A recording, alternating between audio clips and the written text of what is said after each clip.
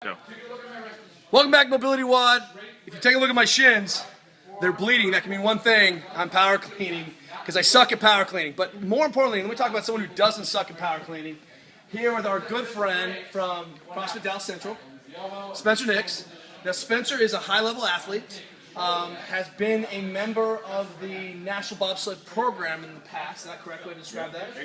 And currently, and trying out again for another go-round, right? Is that right? Yeah. And the go-round is July? That's correct. And what's your sport? Bobsledding. Bobsledding. And you're in Texas? I am. There are a lot of hills in Texas? I'm just trying to work that out in my head. Now look, on our way through, just doing some cleaning with some friends, and working out with Brian, got Cody on the camera. One of the things we're talking about is how to reduce the variability in some of our sports on some of our start positions. What we want our athletes to do in complex motor patterns, where they develop a lot of skill or develop a lot of force quickly, is we want the same setup, the same organization, so you can minimize the variability. Particularly in positions where it's like if I'm tired, fatigued, if I change my shape. And this is particularly sensitive around the spine. So with some of our swimmers, for example, we have them try to get organized and then adopt their position on the block, create torque last. But that's why they get the same setup every single time, and they can reduce a lot of the variability in their loading and their sequencing, so we don't end up having a lot of complex motor patterns that start from the same position or start from different positions. But the same thing happens with some of our baseball players, is that we see athletes step in, they get organized, they take their swing, but then they end up staying in the swing position, and they haven't really reclaimed their spinal position versus resetting, coming back down. And so what we want to do is take complex motor skills, reduce them to the most simple variables. Now, as we were watching, our boy, clean, go into your old setup for us, watch. Don't have to pull it, just clean. Now, his best clean is like 380, right? It's high. It's a lot of a power clean.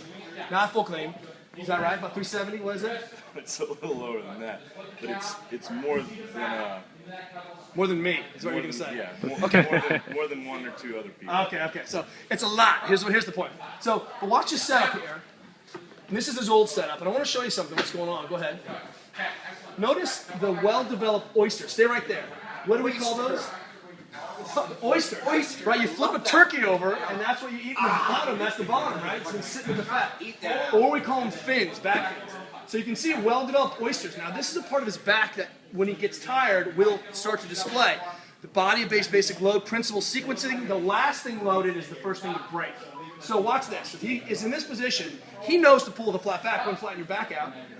Now, it looks like his back is flat, but actually what's happened is he still has a slight curve here, and he's had to do what?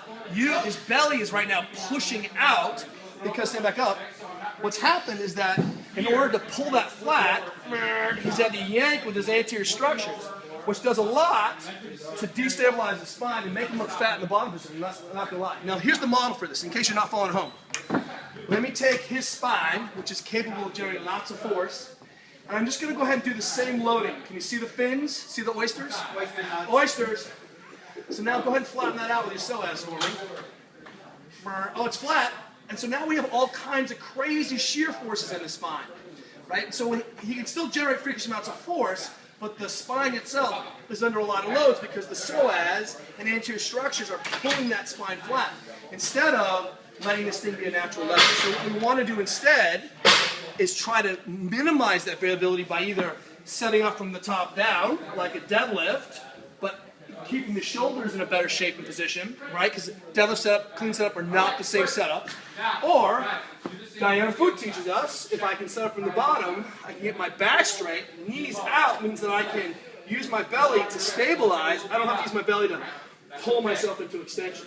Because not only is that a swanky position that I'm going to change, I'm going to have 1 second be all sloppy, but as I stand up and jump, now my psoas is loaded, I'm never going to open up my hip. And so when people are like, finish, you're like, dude, are you kidding me? How can I finish with my shorts like this? The key is that, I was going to say it, because I'd kill you if you said it, is that if I jump and my psoas is loaded, I'm not going to bring my hip through. I have to be able to unload that. That means so I can open up the hip all the way, which means we're cutting off his drive because he's using that and using that as a basic model. So when he's tired, we're going to see the same strategy on the push sled. And what we want to do is minimize variability. So show us a better, more intelligent setup. No pressure. No pressure. The Legion is watching. Don't screw this up. Still around, it's still around, it's still around, it's still around. It's okay. It looks flat, but it's still around. So we're going to have to work on that. And that's the key. Our idea is, how do we take the best athletes in the world and make them better? How do we reduce variability in their movement strategies? How do we give him enough room and movement option that he doesn't have to buffer that? Now, let's be clear. He may or may not back pain.